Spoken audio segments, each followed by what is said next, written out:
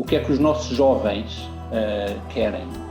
Eles não querem um mar sem peixe daqui a 50 anos.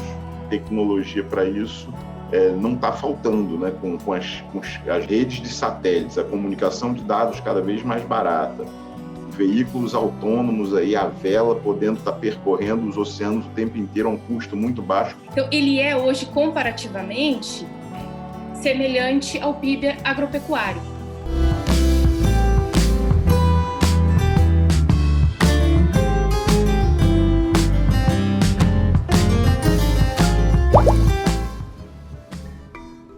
Bem-vindas e bem-vindos à websérie O Futuro do Oceano 2020, uma iniciativa da Scientific American Brasil e da Cátedra Unesco para a Sustentabilidade do Oceano, ligada ao Instituto de Estudos Avançados e ao Instituto Oceanográfico da Universidade de São Paulo.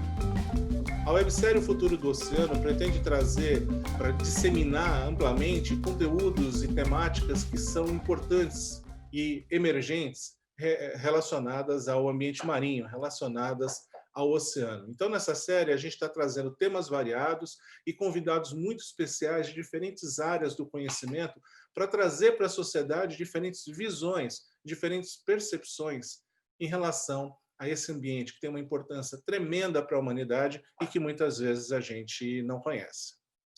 No episódio anterior, nós tratamos de um tema muito interessante que se chama Ocean Literacy, ou cultura oceânica, que aborda como que a gente, então, traz para a sociedade esse conhecimento do oceano. No episódio de hoje, a gente vai tratar de um outro tema extremamente interessante, que é chamado de economia azul. Esse tema ele está muito relacionado às formas que a gente pode, então, utilizar os recursos e os serviços providos pelo oceano. E aí vocês vão ter uma grande oportunidade de interagir com pessoas que estão pensando essa temática e viabilizando essa abordagem no oceano. Essa série vai ter 12 episódios, esse é o 11º, o próximo será sobre a década do oceano, e nesses episódios a gente então busca fazer essas costuras e trazer então esses elementos complementares para que a gente então entenda o oceano e o valorize. Em relação ao tema economia azul, a gente pode dizer que a maioria dos países vem despertando para a exploração racional dos seus recursos marinhos e, em muitos deles, a contribuição do oceano para o PIB é significativa. O PIB é o Produto Interno Bruto. O Brasil tem uma imensa porção de mar jurisdicional, algo como 5,7 milhões de quilômetros quadrados. E a gente se pergunta, como explorar racionalmente esses recursos, esse território? Quais as oportunidades que temos na nossa frente para a gente gerar riqueza e distribuí-la no nosso país? Para discutir esse tema, temos o prazer de ter como convidados Andréia Bento Carvalho, Flávio Andrade e Gonçalo Carneiro. Andréia é professora adjunta do Instituto de Ciências Econômicas, Administrativas e Contábeis da Universidade Federal do Rio Grande, a FURG. É economista com mestrado em Geografia e doutorado em Economia. Atua em projetos na área de economia regional, economia do mar e economia costeira. Flávio Andrade é engenheiro naval pela UFRJ, trabalhando em serviços ligados ao oceano há mais de 30 anos, com experiência nas áreas de construção naval, pesca, navegação, combate a derramamentos de óleo no mar, monitoramento ambiental e aquisição de dados oceanográficos. Flávio é o fundador e presidente da Ocean Pact, uma inovadora empresa brasileira de serviços marítimos e ambientais, e conselheiro da Witt O'Brien's Brasil. Gonçalo Carneiro é analista sênior da Unidade de Planejamento Espacial da Agência Sueca de Água, de Planejamento Espacial Marinho, da Agência Sueca de Água e do Mar, sediada em Gotemburgo. Ao longo dos últimos anos, esteve envolvido na redação da proposta final do Plano de Ordenamento Marinho da Suécia, assim como em vários projetos de cooperação internacional nessa área. Nesse momento, é um dos coordenadores na elaboração da estratégia para os setores da pesca e aquacultura no país.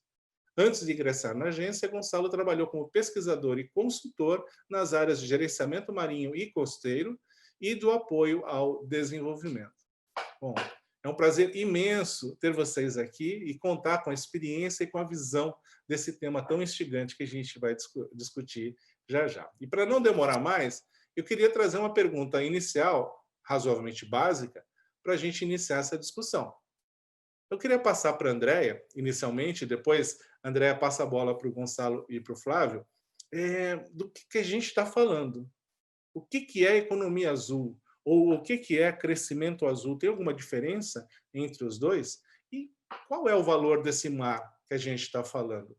Quais são as importâncias desse mar em termos econômicos e para o desenvolvimento? Eu queria que vocês explorassem um pouco isso, complementando as falas uns dos outros. Andréia, por favor. Obrigada, Alexander. Bom dia a todos. Então, como já foi comentado, eu sou professora na FURG, sou economista. Sou coordenadora também do Grupo de Economia do Mar, que é uma parceria entre a FURG e a Escola de Guerra Naval.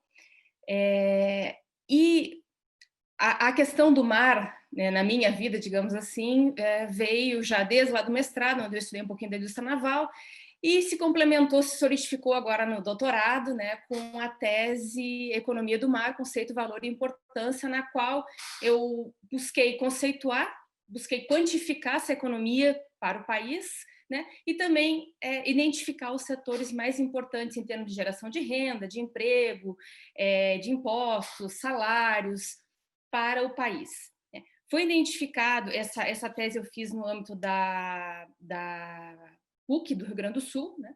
Meu orientador foi o Gustavo Moraes, e foi identificado uma lacuna desse assunto em específico no Brasil. Então, a literatura ela já existe, de certa forma, abundante em termos de conceito, né? Em termos até de governança, no exterior, mas no Brasil ainda carece muito dessa interface econômica e ambiental, né? Então, daí me instigou realmente a estudar o assunto e resultou na tese. Bom, sobre economia azul. Aí nós já partimos de uma certa fricção entre conceitos. Cada país tem o seu conceito, né? E é de se esperar que seja assim, porque cada país tem suas características geográficas, suas características populacionais, demográficas, econômicas, então não há como se ter um conceito que abranja o global, né? Então, cada um terá a sua diferenciação, e isso é muito saudável e espera-se isso, né? Bom, quanto ao Brasil, como eu comentei anteriormente, existe uma lacuna de conceito. Afinal, do que nós estamos falando quando falamos em economia azul ou economia do mar? Também essa questão de economia azul, mar, costeira, é outro ponto que às vezes ocorre divergências, né? O azul, quando se fala em azul, se puxa um pouco mais para o lado da sustentabilidade.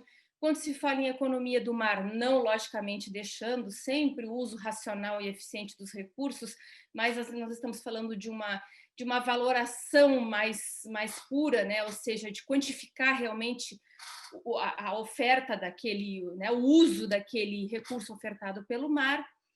Enfim, depois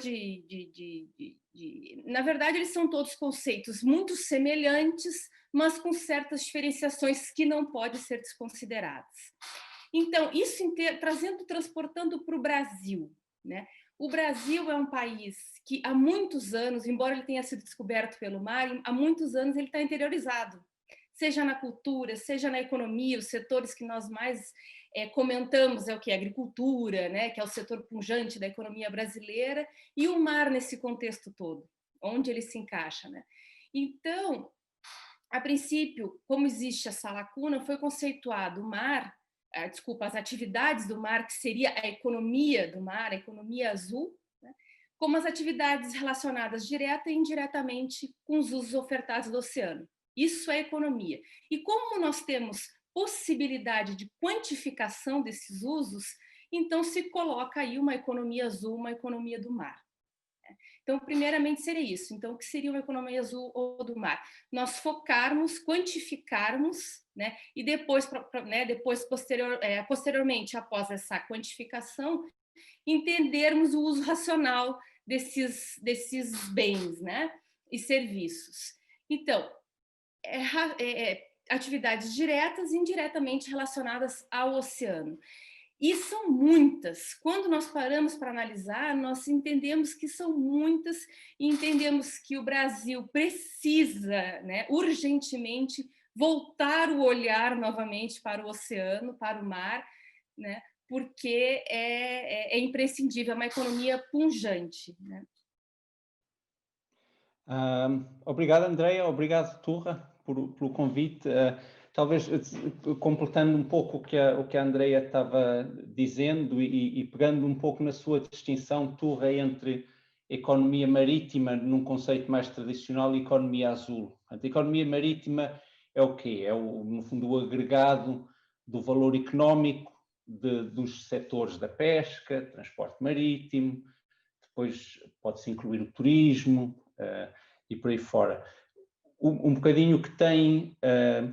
o que distingue a economia azul num conceito mais recente é a ideia da sustentabilidade. Portanto, tudo isso ter que acontecer, o desenvolvimento e a economia desses setores marítimos ter que acontecer num enquadramento de sustentabilidade.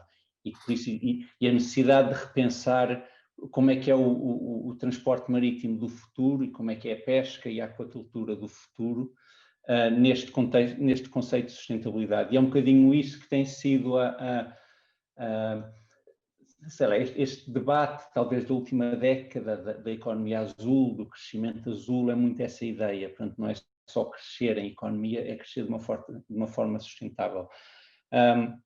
Numa perspectiva mais sueca, o país onde eu vivo e trabalho, pode-se dizer que a economia azul em números tem uma expressão muito pequena no todo da economia sueca. Creio que seja o caso também no Brasil, se olharmos para os números no total. Estamos a falar de menos de 1% do PIB e estamos a falar de menos de 1% do emprego total e do número de empresas no país. Mas nesse contexto também é preciso perceber que, e isso é uma dimensão à qual se tem dado mais e mais importância, é preciso entender duas coisas. São os aspectos sociais e culturais ligados à economia azul, portanto, às atividades marítimas, portanto, e aquilo que caracteriza do desenvolvimento da sociedade por via, por exemplo, da ligação ao mar, isso é um aspecto. E outro aspecto é o que é que nós, enquanto sociedade, precisamos de ir buscar ao mar no futuro, que atualmente produzimos em terra, sejam minérios e seja cada vez mais alimentação. E aí há talvez os aspectos, a meu ver, mais interessantes da economia azul, que é todas as ideias de economia circular, de produção de alimentos e toda uma série de matérias-primas que podem ser usadas na indústria a vários níveis, coisas muito de ponta, e depois todos os conceitos de economia circular ligadas a isso. E acho que me fico por aqui, só para dar-se um enquadramento da economia azul e para onde é que podemos estar aí. Obrigado aí por tantas explicações interessantes, né? Eu que não sou do mundo acadêmico, eu acho muito interessante ouvir essas abordagens, as explicações, e eu fico pensando aqui se não era um debate interessante a gente pensar no que vai fazer, vamos dizer assim, a economia marítima caminhar para a economia azul, né? Para elas se afunilarem de alguma maneira. Então, acho que isso é a tecnologia azul, talvez, né? A Blue Tech. Então, se a gente tem hoje atividade, vamos dizer, da economia marítima, que é a navegação, a pesca, a exploração de petróleo no fundo do mar, eu acho que tudo isso feito, vamos dizer, ainda à moda antiga, né? Sem necessariamente a gente estar conhecendo os estoques de peixe para saber quanto se pode pescar de maneira sustentável. Acho que a pressão da sociedade, as exigências em cima da indústria de óleo e gás fizeram com que ela fosse pressionada a se comportar de uma maneira mais responsável, né? E cuidasse disso. Eu sei porque ela contrata a gente para fazer um monte de monitoramentos, medições. Então, fiquei pensando que eu acho que uma ponte deve existir. Talvez a gente usar a economia marítima, como o Gonçalo bem explicou, atualmente existente, para financiar de alguma maneira, né, a tecnologia que vai permitir uma economia azul sustentável lá na frente. Eu acho que ia ser uma coisa muito bacana, né? Esses sensores novos, embarcações autônomas para medir, para a gente conhecer o mar, né? Que acho que uma coisa que a gente sabe é o quão desconhecido é o mar, né? São os oceanos. Quanto de dado tem para a gente medir, entender e organizar. Eu acho que tem bastante coisa aí para falar. Obrigado aí pelos insights bacanas aí. Turra. Obrigado, Flávio, Gonçalo e Andréia, nessa parte introdutória, para a gente situar as pessoas, né? E entender, então, olha que interessante, nem toda economia que é feita no mar é azul, né? Como você bem destacou, né, Flávio? Ou seja, a ideia de uma economia azul deriva de uma economia verde, né, de um conceito de green economy, né, de economia verde, que se desenvolve e resvala ou considera uma série de particularidades, em especial de para quem é essa economia, como que essa riqueza ela se distribui, né? Então a gente tem aí elementos muito interessantes e é muito bacana ouvir de vocês esses exemplos de economia ou de atividades econômicas, como o turismo, atividades de exploração de óleo e gás e outros minérios, a pesca, a aquicultura, né? Ou seja, a gente tem uma série de questões relacionadas à produção de commodities, mas também a serviços, que a Andréia destacou muito bem na tese de doutorado dela, né? Destacando um número que surpreendeu muita gente, né, Andréia, em relação à importância do oceano nessa economia, né? E eu acho que a gente tem que pensar o seguinte: se a gente fosse pensar numa transição de uma economia do mar para essa economia azul, moderna, sustentável, do que a gente está falando, né? Por exemplo, André, esse valor que você estimou para o PIB do mar para o Brasil, né? Ele pode eventualmente ser mais ou menos concentrado em determinados grupos, ou trazer mais ou menos benefício para a sociedade, né? E eu queria explorar um pouquinho isso. O que significa caminhar, né, dentro de uma economia do mar para uma economia azul? Como que a gente pode ver? E o Flávio já traz essa questão da tecnologia. Então, eu queria passar a palavra primeiro para o Flávio, depois para o Gonçalo e a Andréia, trazendo para a gente, André, se possível, essa dimensão dessa economia azul para o Brasil em relação, por exemplo, à agricultura, nosso agro, né? Será que o nosso oceano é agro também? Né? Pensando alguma coisa nessa linha. Por favor, Flávio. Não, o que eu estava pensando aqui em relação à tecnologia, eu acho que tem vários aspectos, né?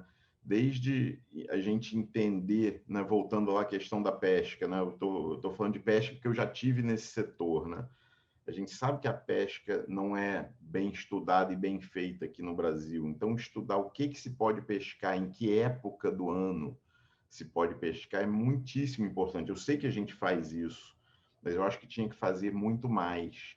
E a questão da aquacultura também. O que dá certo, né, criar e aonde? E o que isso vai dar produtividade boa, vai dar resultado e vai ser eficiente, vai gerar emprego e vai gerar proteína de boa qualidade, né, para a população que tanto precisa. Então, eu acho que tem muita tecnologia, muita medição, muito estudo, né, sem entender a dinâmica das correntes, dos nutrientes, para ver onde você pode criar, fazer um empreendimento de aquacultura sem estar poluindo e, ao mesmo tempo, extraindo o máximo que aquele ambiente tem para te dar, né, no lugar certo e nas épocas certas, eu acho que é muito bacana. Então, fico muito pensando nesse ponto do conhecer mais para a gente usar melhor, protegendo e preservando. Então, acho que tecnologia para isso não está faltando, né? Com as redes de satélites, a comunicação de dados cada vez mais barata, veículos autônomos aí à vela, podendo estar percorrendo os oceanos o tempo inteiro a um custo muito baixo, pilotado do escritório ou de casa por um computador ou um celular, né? Voltando a esse ponto aí do celular, acho que o papel das pessoas também, né? se a gente tem aplicativos aí como o Waze, que cada celular é um sensor para ver se tem engarrafamento no trânsito ou não, por que cada celular não pode ser um sensor na praia para o cara tirar uma foto de um tatuí, ou de uma tartaruga desovando, ou de uma baleia pulando lá fora, e a gente saber tratar esses dados todos? Eu acho que tem uma infinidade de coisas, dá para a gente fazer um dia inteiro só disso, mas acho isso, que essa acho que é a minha provocação aí. A minha opinião, ou o que me parece ser, é o imperativo de se continuar a ter uma economia com menos impactos no ambiente. Porque se não houvesse problema de sobrepesca e do esgotar dos estoques pesqueiros, não havia preocupação com a pesca sustentável. Se não houvesse, porque é que se fala sei lá, a redução de emissão dos navios de marinha mercante?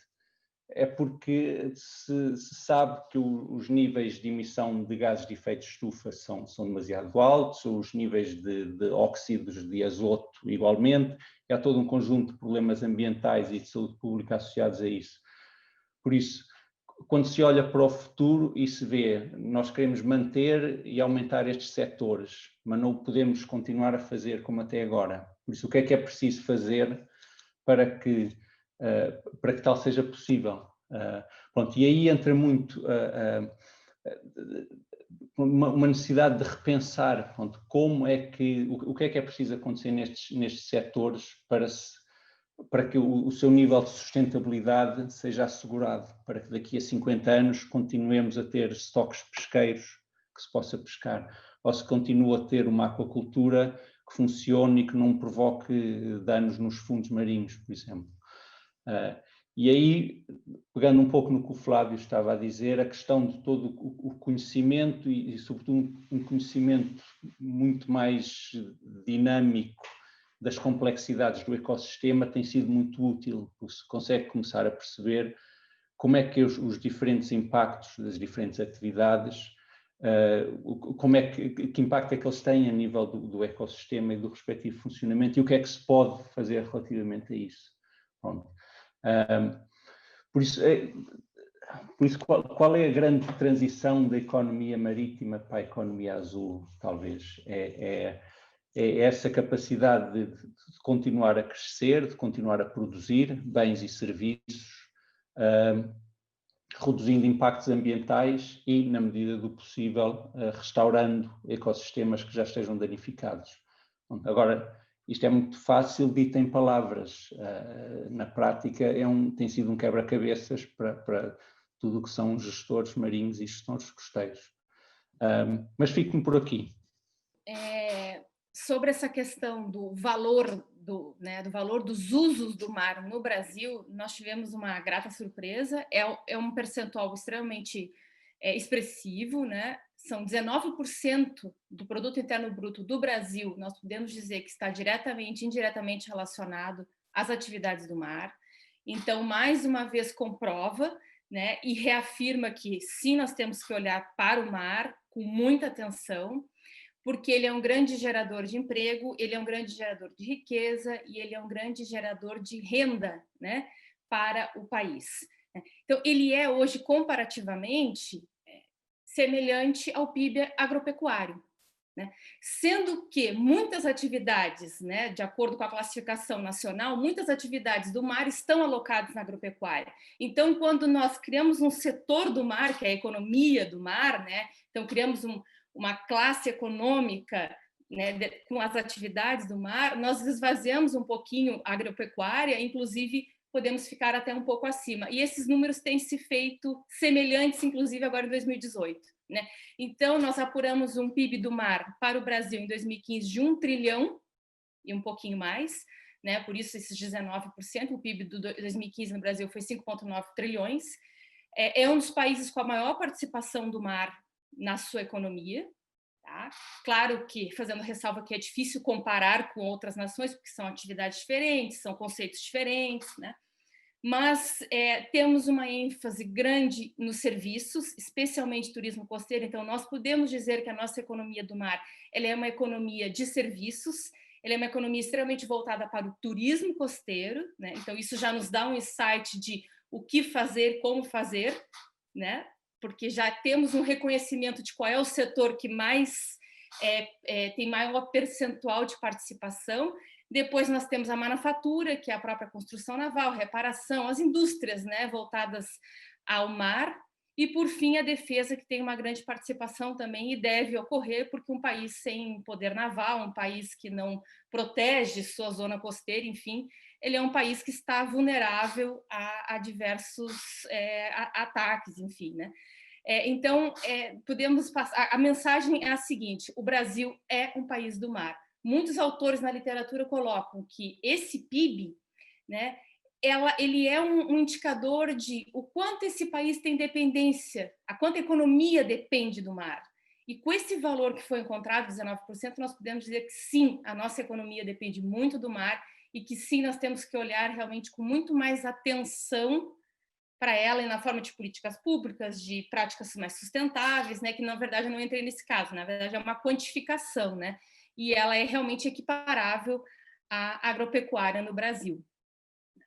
Muito, muito interessante esses pontos que vocês trazem, em especial se você considera que a agricultura depende da chuva, né, e a chuva depende muito, né, dessa integração do oceano com a atmosfera e depois a precipitação que ocorre em vários locais e que tem mudado o seu padrão de ocorrência. O oceano tem uma função extremamente importante, não só nas atividades realizadas nele ou associadas a ele, mas também por essas conexões dadas pela atmosfera, como um exemplo. Então, talvez sem o papel do oceano na regulação do clima, a gente não tivesse, o país também não fosse um país tão importante do ponto de vista da agricultura. E é muito legal isso que vocês trazem, porque se você pensar, por exemplo, turismo, como a Andrea destacou, o turismo ele depende de um ambiente saudável. Ele depende, por exemplo, de ter praia. Então, se existe um processo erosivo, né, local ou associado a mudanças climáticas que tira as praias, que erode as praias, se você não tem mais praia, você perde muito desse dinamismo, né, desse vigor dessa economia. Ou se a praia está lá, mas você não pode entrar na água porque a água está poluída por esgoto ou eventualmente outros elementos, o lixo, né? Então, me parece muito sensato, né, como o próprio Flávio coloca, né, a questão, e o Gonçalo também, a questão de uma economia que esteja conceitualmente e na prática acoplada a uma visão de um ambiente saudável, né? E isso me parece bastante forte, além do que, né, assim, ficou meio subliminar, mas é bem evidente na fala de vocês a questão da gestão baseada em ecossistemas, entender o funcionamento do ambiente para poder fazer com que ele possa ser explorado na sua potencialidade, usando o ambiente de forma racional e garantindo ao mesmo tempo a sua qualidade, a sua saúde. Então, me parece que isso desenha bastante claramente o que é uma economia do mar transitando para uma economia azul. Lembrando também que a gente tem que fazer algumas perguntas, né? O que explorar, como explorar, mas também para quem explorar. Então, por exemplo, não faz muito sentido a gente explorar cobalto a 4.000 metros de profundidade para exportar como commodity, a preço, né, de tonelada. Na verdade, o ideal seria que esse produto, que tem um custo muito grande para ser produzido e tem impactos extremamente relevantes, isso gerasse uma agregação de valor, né? Só estou citando um exemplo de como a gente pode decidir para quem fazer, para quem vai os benefícios. E nesse sentido, eu acho que tem um ponto, né? Porque a gente então tem algumas travas para desenvolver essa economia azulada, né? A economia do mar, no sentido dela se tornar azul, né? E um dos gatilhos, ou das travas, uma das travas, é a questão política no sentido amplo, a visão de políticas públicas. Como que a gente constrói uma estrutura que traga segurança jurídica, que traga condições para que essa economia possa despontar ou possa se ampliar. E eu queria passar a palavra para o Gonçalo, depois para André e depois para o Flávio, já pedindo para o Flávio trazer um pouco dessa visão de mar, né? O Flávio está no mar basicamente todo dia, né? Ele tem essa vivência, né? E que não é uma coisa tão trivial. Trabalhar no mar não é fácil, né? Então eu queria entender um pouquinho como que é isso, né? Como a gente desopila essa trava da política pública que pode potencializar ou não essa economia no mar e essa economia azul. Bem, o Torra colocou aquilo, como dizem os ingleses, a pergunta de $1 milhão, não é? Como desenrolar as políticas públicas ou desenhar para potenciar a economia azul. Pronto, é óbvio que não lhes sei dar uma resposta. Sei que há um elemento muito importante que o Torra referiu, que é, no fundo, a segurança jurídica, no fundo, dar a entender aos potenciais investidores, e isto é algo que se referiu antes de começarmos esta sessão, portanto, pensar no pequeno investidor, no pequeno empreendedor, que sinais é que a política pública, portanto, que os governos dão a quem quer investir, e que, no fundo, ia haver uma clareza relativamente às regras do jogo. Quer dizer, tem que fazer assim, tem que ter esta autorização, tem que ter determinado processo de monitoria de impactos e por aí fora, Portanto, isso, quanto mais estável e claro isso for, é benéfico. E depois há outro aspecto, inclusive é um aspecto com o qual nos debatemos aqui na Suécia, que é, no fundo, a ligeireza ou a simplicidade, ou até lhe chamemos a racionalidade do enquadramento jurídico. Portanto, não ser, uma coisa é as coisas serem claras, mas as coisas podem ser claras e muito abrangentes, portanto, ser um quadro legislativo muitíssimo abrangente, ter que se passar por imensos passos, e uma coisa que se percebe, ou que já se sabe há muito tempo, mas que é um contínuo trabalho, é tentar simplificar, portanto, não perder, por exemplo, a eficácia, por exemplo, em termos de proteção social ou de proteção ambiental, mas não tornar as coisas desnecessariamente complexas, por exemplo, em termos de licenciamento.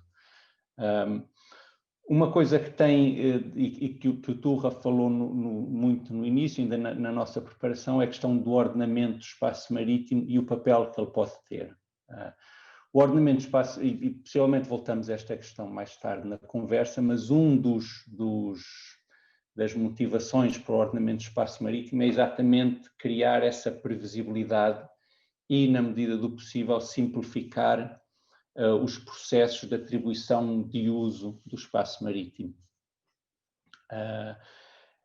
E isso tem sido obviamente que a possibilidade de o fazer varia de jurisdição para jurisdição. Há países em que, depende muito das tradições de planeamento e da legislação, e não vale a pena entrar por aí.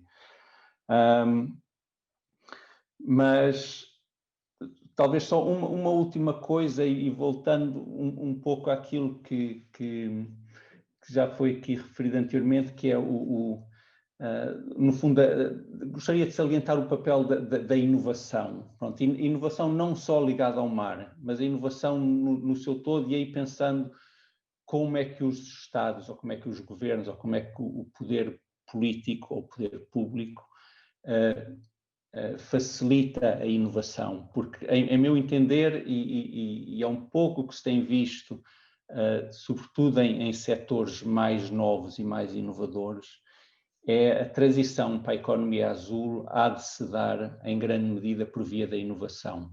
Portanto, a inovação não vai resolver tudo, mas a inovação é a capacidade de criar produtos, serviços, ideias novas que levem muito mais em conta a capacidade de carga dos ecossistemas e tentem introduzir ideias de sustentabilidade e de economia circular.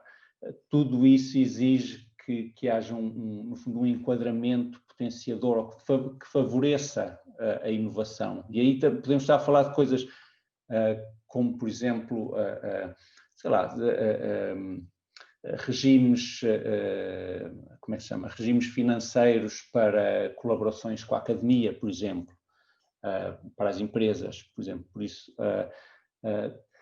às tantas, este enquadramento político ou jurídico não é só, por exemplo, as leis da pesca ou o regulamento da pesca. Na transição para a economia azul, precisamos pensar outras áreas do domínio da política e da legislação para potenciar a economia azul. Portanto, a inovação, por exemplo, é um desses aspectos. Outro aspecto, por exemplo, é calculo que a área do direito do trabalho seja outra. Portanto, como é que se agilizam, por exemplo, como é que se potencia as empresas recrutar pessoas com determinada especialidade e serem mais ligeiras ou mais ágeis nesses aspectos. Pronto, daí, e voltando àquilo com que eu comecei esta conversa, daí eu achar que é a tal pergunta do $1 milhão, porque não há uma resposta fácil e simples, infelizmente. Acho que o primeiro ponto é entender, conhecer a sua própria economia. O que é a economia do mar do seu país, né? No caso do Brasil, nós temos uma diversidade de municípios defrontantes ao mar imensa. Nós temos megacidades, por exemplo, como Rio de Janeiro, Salvador, e nós temos municípios muito pequenos em que é difícil até captar o trabalho formal. Então, eu acho que isso já é, por si só, uma barreira, né? Então, como esse dado chega e pode ser trabalhado? Então, isso é uma questão que deve ser colocada. Se nós ampliarmos o escopo, né, e tratarmos, então, como uma economia azul, que eu acho que é interessante, trazendo as águas interiores também, porque, afinal, o rio ele desce para o mar, né? Então, a saúde do mar ela está ligada à saúde dos rios, ela está ligada à terra, né? Sei lá, acho que eu não sei exatamente o valor, mas grande porcentagem do lixo marinho é produzido em terra, né? Então, a interação ela existe e ela é extremamente necessária de ser analisada. Então, nós vamos para 800 e tantos municípios, só considerando as principais bacias e os principais rios, né? Então, isso aí chega a 14% dos municípios brasileiros. Então, entender essa dinâmica, né? Entender de que nós estamos falando, né? Eu acho que, claro, casar com aquela questão, como trabalhá-la. Logicamente que trabalhar uma mega cidade como Rio de Janeiro, como Salvador, não vai ser igual como trabalhar uma cidade lá como São Miguel do Gostoso, como uma cidade de Ilhéus, como cidades que são um pouco menores, que têm outras diversidades econômicas, né, de tipologias de atividades econômicas. Então, isso é um ponto-chave para o entendimento. E claro que isso aí está totalmente casado com a questão do planejamento espacial marinho, né, que eu não vou me aprofundar, que é a questão do Gonçalo. Então, assim, 17% da população brasileira está alocada em municípios defrontantes ao mar. Pronto, isso já é uma questão que traz um grande impacto, seja econômico, seja social, seja ambiental. Outra questão é o seguinte, como trabalhá-la, né? Nós temos a realidade brasileira, nós temos, e acredito que mundial também, falta muitas regulações para determinados setores que são chaves para desenvolver essa economia, né? Então, por exemplo, existe uma assimetria de informações, a informação ela não está clara de ponta a ponta.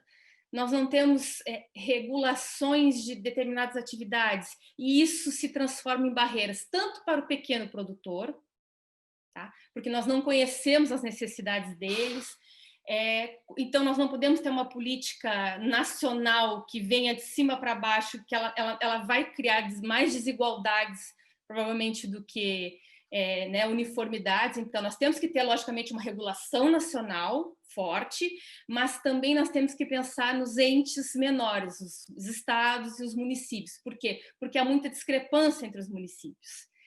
E isso se torna, se não bem trabalhados, se tornam barreiras para pequenos empreendimentos. Então, por exemplo, políticas talvez um pouco mais simples, pegando exemplo de economias verdes, por exemplo, a Curitiba, que é uma cidade que aplica o IPTU verde. por que não considerarmos algo semelhante voltado para Azul em pequenos municípios, que poderia engajar esse pequeno produtor, esse empreendedor familiar, né, a se juntar a essa grande cadeia? Bom, aí os grandes investidores, se não tiver clareza de informações, se não tiver transparência, aí nós já estamos falando num outro nível, nós estamos falando num nível mais federal. Se não tiver transparência de informações, clareza de informações, regulamentações fortes, né? Essas assimetrias de informações, elas criam barreiras para investimentos. Então, indústrias grandes como naval, como petróleo e gás, elas se intimidam provavelmente de entrar no mercado, e isso aí acaba prejudicando muitas pessoas que dependem dessa renda, desse emprego para sobreviver. Então, não só a questão ambiental, mas a questão econômica também. Então, eu creio que isso tem que ser levado em conta. O perfil da economia do mar. A palavra ao Flávio, né? Nessa linha, né, da pergunta do Turra, né, das políticas públicas, e pegando o gancho do que a Andréa estava falando agora, das grandes empresas, eu acho que a gente tem que lembrar que, às vezes, é mais fácil, né, para as grandes empresas seguirem as regras do licenciamento quando eles estão colocados, porque ela é quem mais quer a segurança de que a atividade dela não vai sofrer um bloqueio, uma parada, uma reação da sociedade contra um acidente ou uma coisa desse tipo. Então, acho que ela tem a vontade, já existe de fazer. Eu acho que as políticas têm que tentar, como o próprio Gonçalo falou, ajudar a que isso seja fácil e seguro de fazer, para que ela saiba que fazendo aquilo ela fez o máximo, ela está segura para desempenhar aquele papel dela, que vai gerar emprego, que não vai poder poluir, e por aí em diante. Mas pegando o gancho no que a Andréa estava falando do turismo, né, da economia do mar, né, não necessariamente a Azul ainda, é importantíssima, é grande no Brasil. Linkando isso com necessidade de políticas públicas, a gente, assim, na minha cabeça veio direto a questão do plástico, né? Claro, vem a questão do saneamento também e a questão do plástico. A gente está aqui no Rio, né? Eu estou aqui no Rio, temos aqui a Baía de Guanabara, e eu não canso de imaginar como ela tem os filmes do nosso amigo Ricardo Gomes, que já revelaram a quantidade de vida que tem aqui dentro da Baía de Guanabara, e como ela seria um ambiente maravilhoso para o turismo se ela não tivesse tanto plástico e não fosse tão poluída. E tudo isso a gente sabe que é viável, a tecnologia já deixa fazer isso. É claro que a gente sabe que o país tem suas restrições, né? Tem a pobreza, tem o desemprego, a gente tem um monte de problemas, mas às vezes dá para resolver. O problema é o mesmo, né? Não é uma competição entre vamos limpar a Baía de Guanabara ou vamos fazer o saneamento. Não, o saneamento é bom para todo mundo, né? É necessidade básica para a saúde pública. E vai ajudar a Baía de Guanabara a estar mais limpa. Aí, nesse embalo, vamos resolver o plástico também. Muitos países já resolveram. Eu sei que não dá para transplantar, né, André? Me ajuda depois nisso. É claro que uma coisa que funciona lá na Suécia com o Gonçalo, né, de retorno do plástico, eu não sei nem no detalhe como isso deve ser feito lá, mas outros países nórdicos têm regras muito claras, né, de plástico, de reuso ou de uso único, quais são as taxas, quais são as obrigações e tudo. A Baía de Guanabara é lotada de plástico, lotada, e não é microplástico. Microplástico deve ter também, não inspecionei isso ainda, mas plástico grande mesmo. Então, que turismo é esse que vai querer vir numa área assim, né? A gente tem a Baía de Todos os Santos, que está limpa ainda, tomara que continue e vai continuar, mas se a gente não fizer nada, ela pode, apesar de ter uma troca de água muito maior que a Baía de Guanabara, mas nada impede que, se nada for feito, que ela evolua para ficar parecida com a Baía de Guanabara, né? Vamos bater na madeira. Não vai ficar, a gente vai fazer o contrário. Acho que a Baía de Guanabara tem que voltar a ser uma área limpa, e isso tudo acho que tem que ter participação conjunta, sem políticas, sem a gente convencer, sem a sociedade convencer seus dirigentes que eles precisam tomar iniciativas e medidas nessa direção. Acho que não vai funcionar. Todo mundo tem que agir junto, porque é do interesse comum, não tem ninguém que seja contra. Então, é uma questão, acho eu, que embora reconhecendo a complexidade, é uma questão não disputada, né? Vamos limpar a Baía de Guanabara? Vamos descobrir como. E não precisa ser com projetos caríssimos, multibilionários. Acho que tem que começar com o simples, que acho que é o saneamento e a questão do plástico. Fantástico. Eu acho que a gente consegue, nessas falas de vocês, começar a ver uma amarração, né, intrincada de elementos que, para mim, começam a ficar bastante evidentes aqui, né?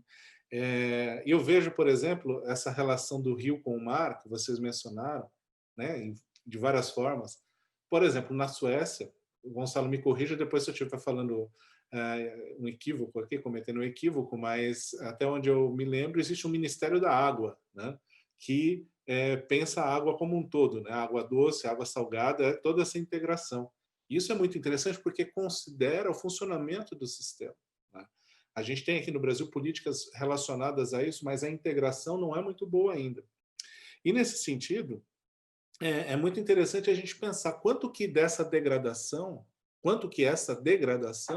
acaba contribuindo para prejudicar essa economia do mar. Então, por exemplo, o Alan Krelling, né, que é um pesquisador lá do Paraná, do Instituto Federal do Paraná, ele foi me orientado no doutorado, ele estimou um potencial prejuízo para o turismo local ali de Pontal do Paraná, uma cidade, um município pequeno, em relação ao lixo no mar. E ele chegou a estimativas de 8,5 milhões de dólares por ano para um município pequeno, só em termos de gastos que as pessoas fazem no local, porque elas iriam mudar de um local para outro por conta do lixo. É claro, né, a gente teria que fazer essas estimativas de forma mais abrangente e outras também, mas talvez a gente esteja dando um tiro no próprio pé, né, fazendo, né, não tomando conta. Talvez o PIB do mar, né, amplificado num ambiente mais saudável, ele possa bancar o saneamento que a gente precisa ter, por exemplo, né? Enfim, são algumas provocações. Não, eu queria tocar num ponto que fica muito central, que é a questão da gente entender que regulações não são algemas, né? Regulações, elas não necessariamente existem para limitar, né? Elas podem servir para orientar, para reduzir, por exemplo, problemas jurídicos, porque, por exemplo, como o Gonçalo falou, eu vou passar a palavra para ele já para falar disso, do planejamento espacial marinho, isso é uma política de planejamento, de dar segurança jurídica, né? E aí temos outras coisas, por exemplo, temos políticas que dão subsídios, e elas muitas vezes são questionadas, como os subsídios da pesca, né? Tem que ser olhado com muita cautela. Como vocês estão colocando, é caso a caso, e isso é fundamental. E talvez um elemento interessantíssimo dessa economia azul seria a busca por uma diversificação, de forma que a gente tenha uma resiliência da economia do mar. Ou seja, se uma atividade ela perde importância por alguma razão, por exemplo, um derramamento de óleo que aconteceu no Nordeste do Brasil, não necessariamente as pessoas ou as comunidades elas acabam sendo comprometidas integralmente.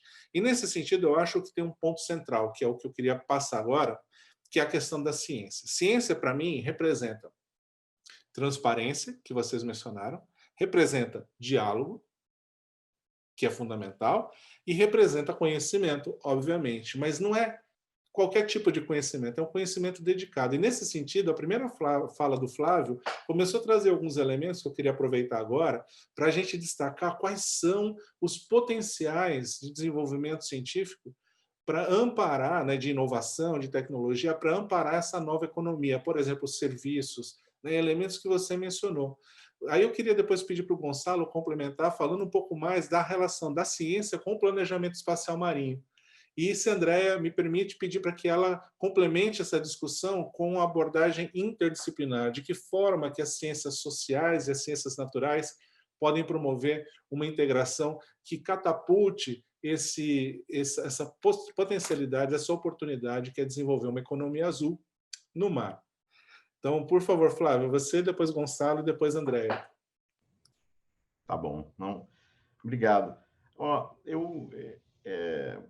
a minha percepção, né, aí das necessidades e possibilidades de desenvolvimento de tecnologias assim, está muito perto do meu dia a dia de trabalho. Então, eu fico pensando muito nas medições, né, nos sensores que a gente tem condição de desenvolver cada vez a custo mais baixo para medir parâmetros e também na organização desses dados, né? Como a gente vai usar uma quantidade absurda de dados que todo mundo tem, né? A gente só vê armazenagem de dados, não sei quantos terabytes, agora já é de graça, sei lá, você ter 1 terabyte na nuvem. Então, a gente está juntando uma quantidade gigante de dados, mas tem que saber usar, né? A gente tem que saber para que a gente está guardando. Na dúvida, guarda, não estou sendo contra isso, não. Vamos coletar dados, vamos guardá-los. Agora, ao mesmo tempo, vamos pensar em como usar para benefício, né, prático da sociedade, né? E do desenvolvimento das regras gerais, né? Eu sei que o Gonçalo vai falar aí do ordenamento do espaço, né, do marco, da competição que tem entre... Poderia ter, né, hoje em dia.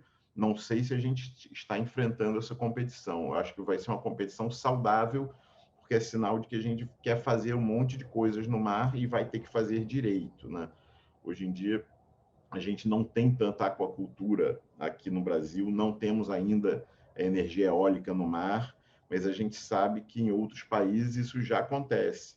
Eu acho que é questão de tempo acontecer aqui.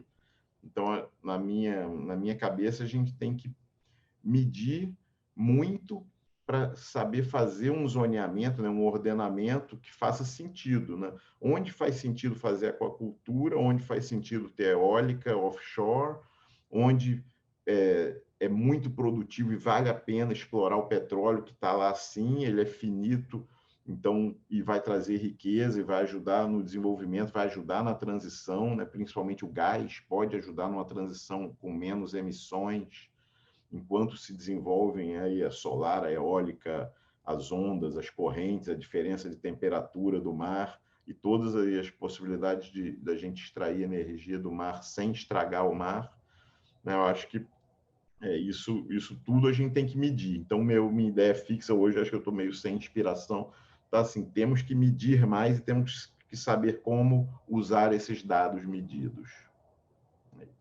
Turra, se me permite, antes de pegar na sua ciência e o planejamento, só uma palavra acerca do o que é o planejamento espacial marinho. Pode ser, eu não estou certo que os ouvintes estejam todos familiarizados. Posso perder um minuto nisso? Pronto. O Flávio já deu uma indicação do que é. No fundo, o planejamento espacial é, tal como o nome indica, distribuir o espaço ou o volume do oceano por diferentes usos. E isso é feito, tipicamente, por via de um processo público. Público, quer dizer, por via de uma agência pública com um mandato do governo ou do Estado para o fazer. O planejamento surgiu na forma que se conhece hoje, há pouco mais de uma década, 10, 15 anos, começou realmente a acelerar, embora houvessem práticas anteriores, e sobretudo por duas razões. Uma, já o Flávio também apontou, que é a questão de cada vez mais competição pelo espaço, um espaço que é limitado, portanto há cada vez mais atividades a quererem usar o mesmo espaço e, portanto, como é que a sociedade decide quem é que tem direito a esse espaço. Esse é um dos aspectos. E o outro aspecto é aquilo que o Turra referiu, que é os benefícios da integração, portanto, ter os diferentes setores, os diferentes usos, os diferentes interesses, criar uma plataforma para eles chegarem a acordo sobre como é que é feito esse uso. E tem ao longo da história havido muitas tentativas de integração na gestão do mar, muitas delas falhadas, e pode-se dizer que o planejamento é talvez a última e, em meu entender, talvez a mais bem sucedida até agora. E, tipicamente, o que os processos de planeamento produzem é um mapa de utilização, um mapa espacial, em que mostram a área ou o volume de um determinado espaço marítimo e dizem, neste quadrante ou neste polígono faz-se isto, a aquacultura, por exemplo, aquele polígono está reservado para a exploração de hidrocarbonetos e por aí fora, ali passa uma via de navegação e por aí fora. E, em alguns casos, associam-se, por exemplo, padrões de desempenho ambiental a esses usos, mas isso depende das jurisdições. Pronto, e termina aqui o o meu minuto acerca do planejamento. Pegando um pouco na ciência e daquilo que é a minha experiência aqui na Suécia, ou pensando no processo de planejamento aqui na Suécia e o papel que a ciência teve nesse processo. Eu diria que sem ciência e, sobretudo, sem conhecimento científico, não se faz planejamento espacial. Isto não quer dizer que todo o conhecimento seja adquirido por sejam dados numéricos, por exemplo, ou dados oceanográficos. Pode haver, há muitos locais, inclusive aqui entre nós, que digamos que é conhecimento tradicional. Pronto, por exemplo, uma coisa que em muitos locais não é possível saber, ou pelos quais não há dados numéricos, é, por exemplo, as zonas de pesca. Porque se perguntar a um pescador onde é que o senhor ou a senhora pescam, geralmente são senhores, eles dizem, eu pesco em todo o lado, e com toda a razão. Mas depois, mas isso não serve para nada, portanto, eles dizerem eu pesco em todo o lado, não ajuda ao planeamento. Por isso, muitas vezes, o que se faz é alonga-se um bocadinho a conversa e lá se descobre, olha, afinal pesca mais ali. Pronto. E esse tipo de informação também, que eu também chamaria ciência, porque esse tipo de informação pode ser colhido por métodos científicos e pode ser validada cientificamente.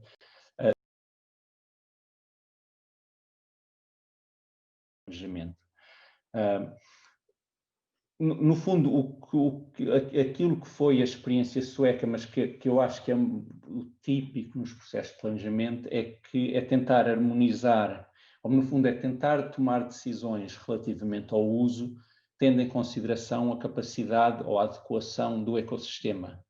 Não sabendo o que é o ecossistema, portanto, quais são os valores naturais em toda a área que se vai planear, não é possível fazer um planejamento que seja, no fundo, baseado no ecossistema, como o Turra dizia. Pronto, e isso é a ambição de qualquer sistema de planejamento marítimo moderno. Um outro aspecto, e isso é um aspecto que é um grande desafio para a ciência neste momento, é tentar perceber quais são os impactos das atividades humanas nos diferentes elementos do ecossistema. Vai-se sabendo alguma coisa, é muito difícil quando se começam a pensar em escalas maiores. Portanto, quando se...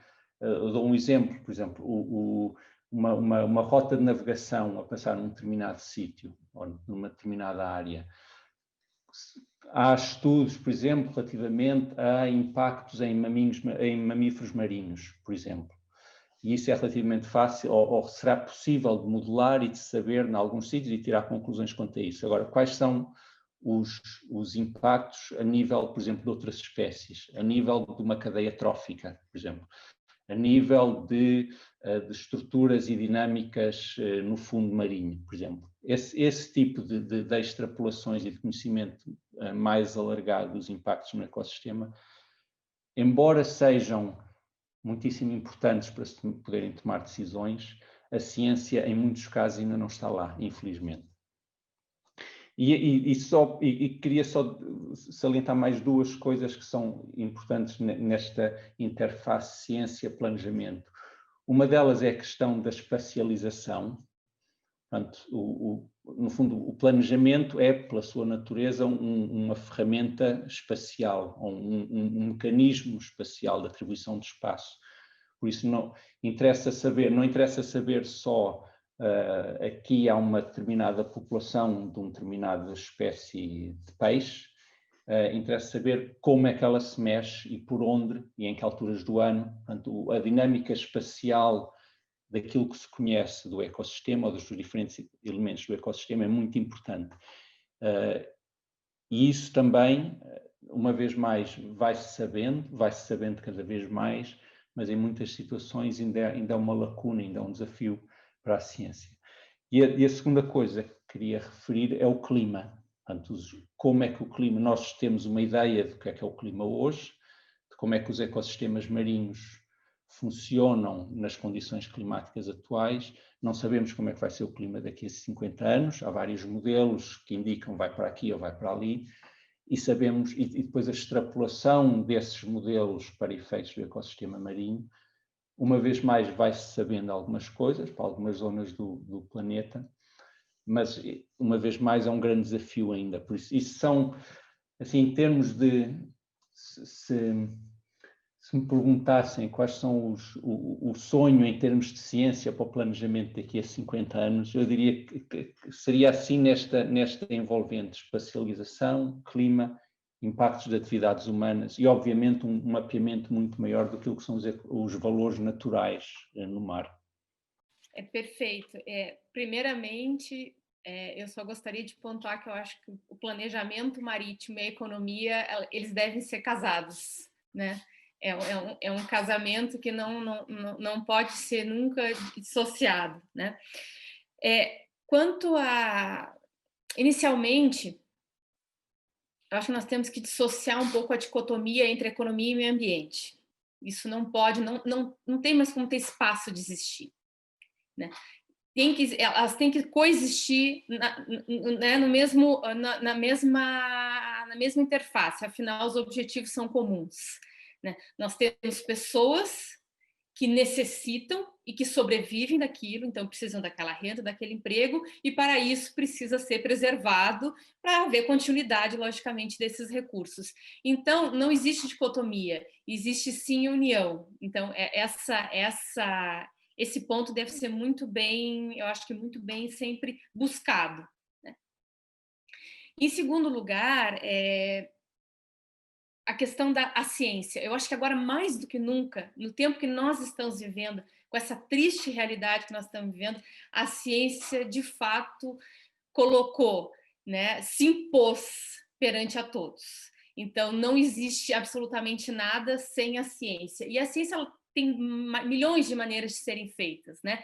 Desde, como o Gonçalo estava comentando, nós obtermos dados, aplicarmos modelos, seja oceanográficos, seja modelos matemáticos, modelos econômicos, econométricos, enfim, né? De equilíbrio geral, que é o que eu trabalho, mas a ciência do diálogo, do entendimento do que uma comunidade precisa e dessa forma nós podermos atuar com mais eficiência. Então, é imperativo, né, que seja sempre investido em ciência nas suas mais diversas cores e maneiras de serem feitas. Isso sem dúvida nenhuma. Não me perdendo muito da pergunta, tá? Sobre, no fim, acabei enfim, a gente pensa tantos pensamentos vêm à mente quando tratamos desse assunto que a gente acaba se perdendo um pouco. Eu creio que o ponto que o Flávio colocou é fundamental, né? A questão das tecnologias.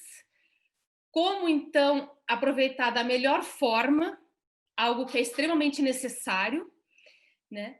É uma economia que rende, que emprega 20% dos trabalhadores nacionais, tá?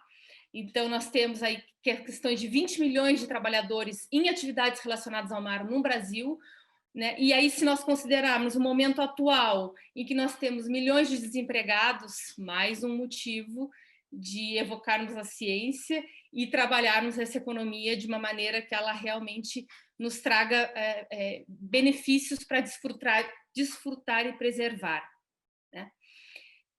A questão do casamento que eu comentei, do planejamento espacial e marítimo, ela deve ser, eu acho que deve ser perseguido, tá? Porque nós temos que, primeiramente, identificar onde estão essas atividades, como eu falei anteriormente, qual é o perfil das nossas cidades, onde estão essas atividades, quem são as pessoas que trabalham e dependem dessas atividades, para aí, então, termos eficácia, creio, né, nesse conjunto de ações, de aqui pode, aqui sim, aqui não, né? O Brasil, nós temos, e se eu li um relatório, se eu não me engano, até foi da Unesco ou da ONU, agora não me recordo, que o Brasil, nós temos muitas barragens, né, nos rios, que poderiam, por exemplo, ser usados para aquicultura. Bom, como conseguir uma transição, né, de uma economia cada vez mais sustentável com com os recursos do mar? Tecnologia avançada, né? Tecnologia que utilize cada vez mais dados, big data, enfim, que sejam possíveis de não degradar tanto. Eu acho que realmente é isso que nós temos que perseguir. Onde nós estamos atualmente, né? O Brasil, eu creio que ele está um pouco difuso, ele está desintegrado, embora tenha uma professora se eu não me engano, da UNB, professora Karina, espero não estar trocando a instituição dela, ela contabilizou que só para pesca existem mais de 200 normativas, apenas federais. Então, na verdade, nós não temos poucas leis. Nós temos leis que não chegam, ou talvez não sejam cumpridas em muitos casos, ou não chegam eficientemente a quem tem que chegar, né? Bom, e onde nós estamos? Nós estamos, creio que, um pouco desintegrados, difusos, faltam uma governança central, que eu acho que talvez isso a CIRME tenha um papel fundamental, né?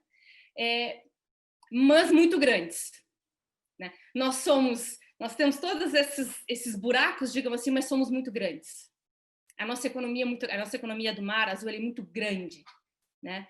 Então, pensemos isso de uma maneira eficaz, de uma maneira em que o planejamento marinho atue, né, de forma com eficácia, identifique realmente os atores, né, como a gente está falando dos pequenos empreendedores, dos grandes players, que muitas vezes podem tomar a frente, não esperar apenas políticas, mas podem tomar a frente e já atuando de maneira a mitigar certas situações. Então, eu acho que temos que entender isso. Temos deficiências, mas nós somos muito grandes, então não podemos desperdiçar esse potencial. Temos tudo para aproveitar esse potencial e não estamos aproveitando a pleno. Isso é evidente, né? Muito bem. A gente está quase chegando ao fim. Essa rodada final destacou muito a ciência. Eu vou fazer ainda uma amarração final, mas eu queria pedir para que vocês deixassem ou tentassem sistematizar uma mensagem para a audiência em relação a essa temática, sei lá, em uma palavra, uma frase curta. Qual a mensagem que vocês deixariam para o futuro? E aí, deixo à vontade vocês para definirem a ordem. Quem tiver mais confortável para começar. Vai, Flávio. Eu não sei, não sou grande condensador de frase, não, mas acho que se for para a gente deixar uma mensagem aí da economia azul, eu acho que a gente tem que saber que o oceano está aí para a qualidade de vida da população, né? A Andrea falou que 17% da população do Brasil mora na costa. Ela não está usando. A gente não está usando isso. Então, vamos planejar, né, tudo para que a gente sirva o desenvolvimento para a qualidade de vida da nossa população. Acho que essa seria uma mensagem. Então, como o Flávio, eu também não tenho, acho que já foi percebido que eu tenho um pouco de dificuldade de condensar as ideias, né? E é um assunto que é tão caro para nós, que nós temos tanto apreço em falar, é tão bonito, desperta tanto sentimento que é difícil nós conseguirmos colocar em poucas palavras. Mas eu gostaria, assim, de colocar que uma economia do mar azul, enfim, né, ela deve ser compartilhada. Então, nós temos que pensar em compartilhamento de infraestruturas, nós não podemos pensar em zonas exclusivas, tá? Nós temos que, as atividades, elas devem coexistir, eu acho que isso é fundamental, né? Afinal, o mar é um só, e ele tem diversos usos, né? Então, é uma economia compartilhada, uma economia integrada. Embora nós temos diferentes entes, temos o nacional, o municipal, né, o estadual, ela deve ser integrada, nós temos que pensar no todo. Todos têm que obter vantagens. Então, é o pescador, é o grande player, nós, comunidade, enfim, cientistas que como o Flávio falou, obtemos dali prazer, né? Quando nós vamos para a praia e vemos aquela imagem lindíssima, mas também aquele indivíduo que tem renda, emprego, depende daquilo. Então, é uma abordagem compartilhada, uma abordagem integrada, uma abordagem holística, né? Integração de todos os atores. Então, realmente é isso. É compartilhamento de infraestrutura, é integração de atores, de comunidade, né? Atores econômicos e a comunidade. Então, eu acho que isso é fundamental. E complementaridade, sempre o todo, é o todo. Afinal, o mar é um só e somos muitos, né? E agradecendo profundamente a oportunidade de estar aqui discutindo esse tema com pessoas, enfim, tão importantes e competentes dentro dos seus escopos. Realmente saí, com certeza, muito maior do que entrei hoje, né? Obrigada. Eu queria, na verdade, pegar numa coisa que o Flávio disse muito no início, que é a pressão da sociedade ou a pressão do consumidor. Como é que, ou que pressão é que nós, o que é que nós, enquanto consumidores, exigimos da economia azul? Exigimos de uma companhia de navegação ou exigimos de um produtor de eletricidade? O que é que, por exemplo, o que é que no Brasil se exige da Petrobras relativamente às suas operações? O que é que se exige de um produtor da aquacultura? Eu queria só salientar que há um enorme poder aí, perceber o que é que a sociedade exige em termos de sustentabilidade, em termos, por exemplo, de se caminhar para uma economia circular. E como é que se desenha a economia azul do futuro para corresponder a essa pressão da sociedade? O que é que os nossos jovens querem? Eles não querem um mar sem peixe daqui a 50 anos. Eles, se calhar, querem comer uma aquacultura integrada, produtos daí, que seja recircular e que possa ser mantida, que produza benefícios que sejam distribuídos equitativamente. Portanto, como é que nós educamos? E aí o Turra, por exemplo, na sua cátedra, creio que tenha uma função importante. Como é que se educa a sociedade para exigir a sustentabilidade? No fundo, é isso que vai fazer com que os operadores, os empreendedores se adaptem e produzam melhor. Era só isso. E faço minhas as palavras da Andreia, saio daqui mais rico do que entrei, e agradecer ao Turra e, obviamente, ao Flávio e à Andreia por serem companheiros nesta conversa. Obrigado. Obrigado, Gonçalo, Andreia, Flávio, pela oportunidade dessa discussão. E como um fechamento bastante breve, é fundamental a gente entender dessa conversa toda que não existe uma economia sem ciência, né? Não existe uma economia azul no mar sem a ciência, sem a tecnologia, sem o desenvolvimento e sem a inovação. Então, é importante a gente ter estruturas que sustentem isso. Então, o que a gente tem? A gente precisa de um eixo condutor, como a Andrea mencionou, um incentivo, e esse incentivo precisa ser tanto para as questões econômicas quanto para a questão da ciência, como ela mesma disse, existe um casamento que é indissociável, né? E nesse sentido, como que a gente caminha? Aqui nós temos fenômenos ou situações muito atuais.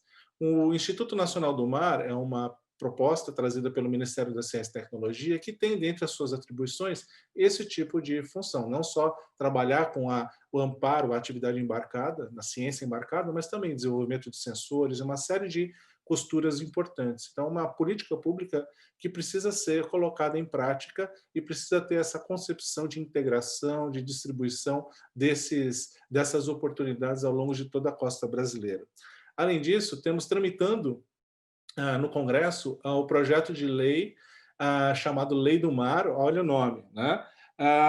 Tá aqui, só achar para vocês o nome, porque o nome é bem comprido, bem comprido, é Política Nacional para a Gestão Integrada, Conservação e Uso Sustentável do Sistema Costeiro e Marinho, né? Já trazendo essa conexão. É uma lei que vai trazer um olhar muito específico para o bioma marinho e que vai permitir com que a gente trabalhe não só a questão da sua importância, mas os mecanismos, os instrumentos para buscar esse oceano sustentável, que é, dentre eles, o planejamento espacial marinho. Então, de forma a gente garantir a saúde, ao mesmo tempo em que a gente explora o oceano. Então, nesse sentido, eu acho que a gente tem um timing muito importante, porque em 2021 começa a década das Nações Unidas, da ciência oceânica para o desenvolvimento sustentável. E a ONU pensou isso justamente porque a ciência é a base desse futuro do oceano. E a gente tem um espaço muito grande para desenvolver isso, desde que a gente se organize, desde que a gente atue em conjunto e que a gente tenha um fomento apropriado.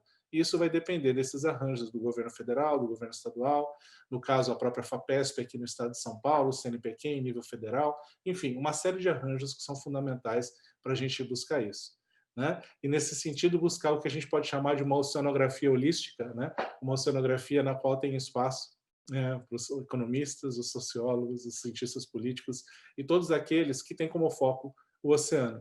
Porque, como vocês disseram, o oceano é um só e ele é de todos. Queria dar um grande abraço a todos vocês, agradecer muito a oportunidade de estar aqui com vocês. Eu conheço o Gonçalo pessoalmente, mas Andréia e Flávia ainda não. Flávia eu já conhecia virtualmente e Andréia só de citações por enquanto, até hoje, né? E agora estamos também virtualmente. Então, é um prazer tremendo agradecer a vocês três e dizer que na semana que vem, no próximo episódio, que é o último dessa